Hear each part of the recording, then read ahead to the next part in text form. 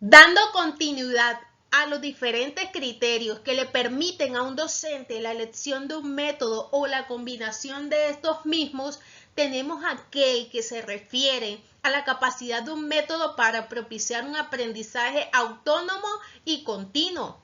Básicamente se refiere a las diferentes habilidades que puede adquirir y desarrollar un estudiante.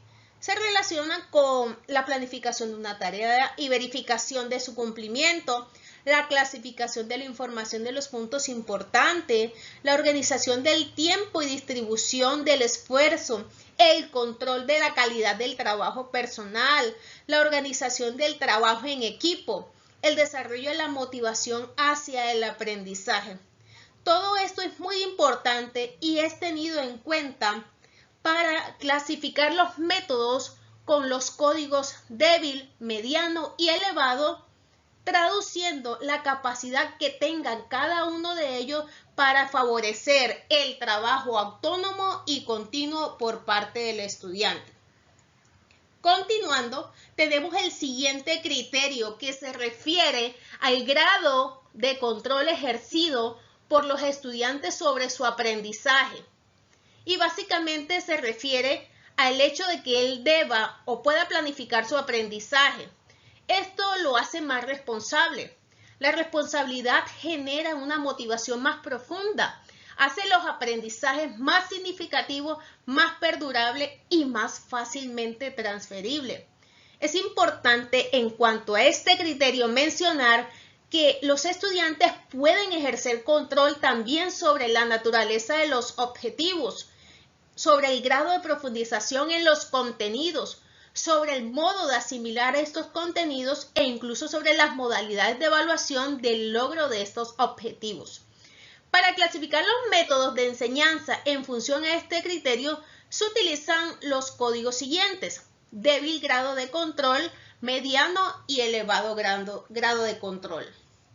Continuando con el siguiente criterio, nos referimos en estos momentos a aquel criterio que se refiere al número de alumnos a los que un método puede abarcar. Y en cuanto a esto tenemos que decir que es variable, es decir, no hay un número estable o fijo en cada uno de ellos. Pero en cuanto mayor es el número de estudiantes, existen menos posibilidades de interacción, de control, de supervisión o de retroalimentación entre el profesor y los alumnos, y entre estos últimos y ellos mismos. En cuanto al número de estudiantes, es importante mencionar que los grupos pueden ser pequeños si van de 1 a 15 estudiantes, mediano de 15 a 30 estudiantes, o un grupo grande cuando va de 30 a 60 estudiantes. Incluso a veces hay grupos muy elevados cuando los estudiantes superan los 60. Finalmente, tenemos aquel criterio que se refiere al número de horas de preparación, de encuentro con los estudiantes y de correcciones que exige un método. En cuanto a esto, es importante mencionar que de igual forma son clasificados, es decir, según el tiempo en que se emplea por parte del docente para la preparación del mismo, tenemos los códigos pequeño, mediano y elevado. De esta manera, se finaliza la socialización de los criterios que tiene cada docente y que es importante tener en cuenta, más que para la parte de enseñanza como tal del momento en el aula, debe servirnos para un insumo de reflexión de qué es lo que estamos haciendo en las aulas de clases. Como se ha podido observar a lo largo de este seminario, los criterios para seleccionar la metodología de acuerdo a los objetivos de aprendizaje ha venido incidiendo de una u otra forma en la evolución de los roles de los agentes educativos. De allí que autores como Giovanni Gianfrancesco en su obra Modelo Pedagógico Holístico Transformador presenta un recorrido somero en la evolución de los roles y relaciones de quien enseña y quien aprende desde una perspectiva pedagógica y didáctica de lo que hace en el aula de clase. Para ello se vale de las diferentes denominaciones que se le han dado a estos actores educativos. Por ejemplo, el autor establece la relación entre profesor con el alumno, en donde el profesor es el que dice lo que sabe. Esto implica que no se preocupa o no le importa lo que el otro, en este caso el alumno, entienda o comprenda lo dicho por él. De lo anterior se deduce que para llegar a ser profesor se requiere primero profesionalizarse o dominar cualquier área del conocimiento. Entre tanto, el alumno, que dicho sea de paso, es un vocablo compuesto por el prefijo a, que significa sin, ausencia o carencia, y de la raíz lumen o luminis, que significa luz. Por lo tanto, se entendería a este agente educativo como persona sin luz, sin brillo, opaca y a lo mejor, queriéndola relacionar y contextualizar con el modelo pedagógico tradicional, significaría un agente pasivo, memorista y mecanicista que se caracteriza en repetir sin entender lo dado por el profesor. Gianfrancesco también establece la relación entre maestro con el estudiante, en donde el maestro posee las cualidades antes mencionadas por el profesor, es decir, conoce su área y o disciplina del conocimiento, a la vez que dice lo que sabe.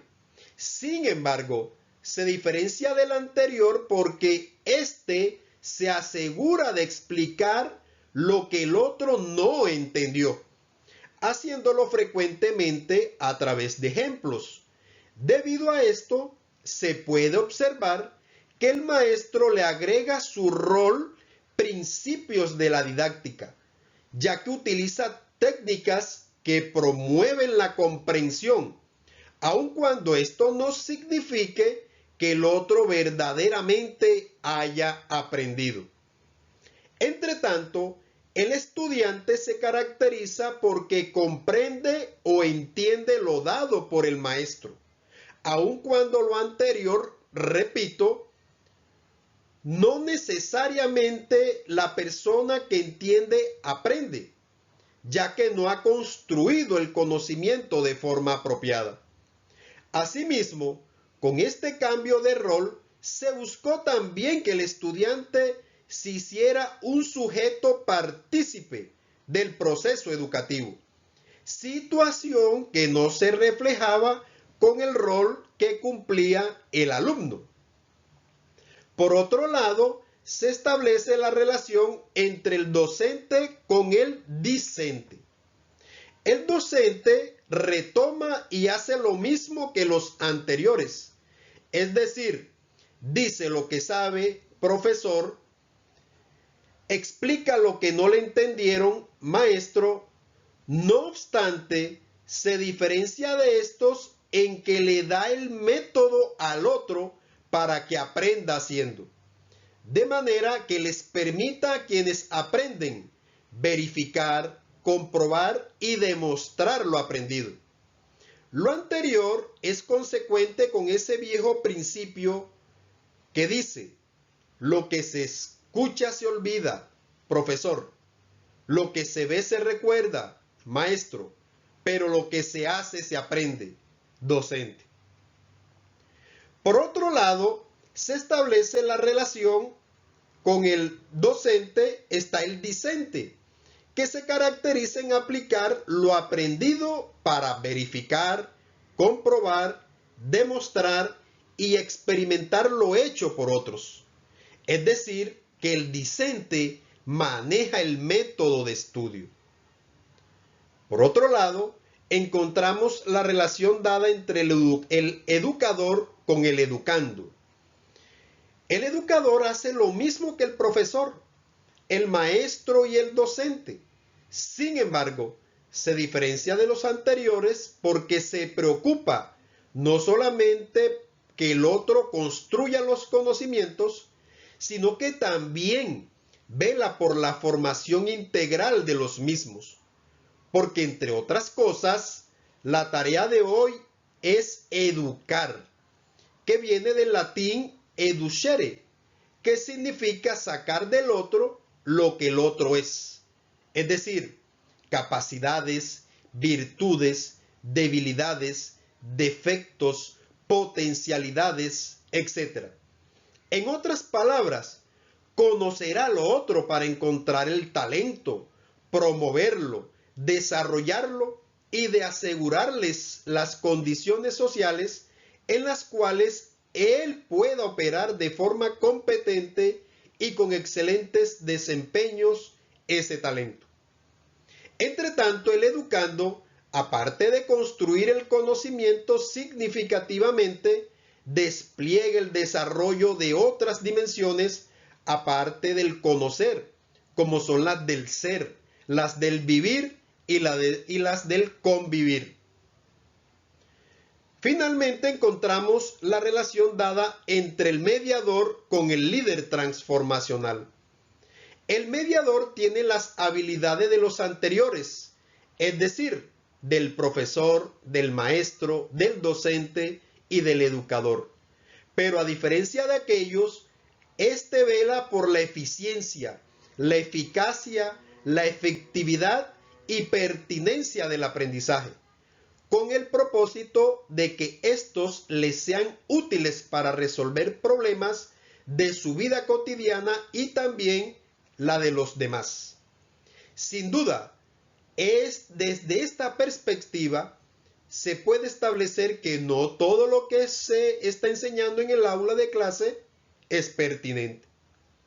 Por otro lado, el líder transformacional se caracteriza en ser una persona que construye los conocimientos autónoma, colaborativa y significativamente, que es inteligente, que es ingeniosa, además es creativa, autogestionaria, que es protagónica, además de comprometida, productiva, crítica, que propone inclusive alternativas de solución lógicas a los problemas de su entorno y que al resolver estos problemas crea ambientes para mejorar su calidad de vida y la de los suyos también.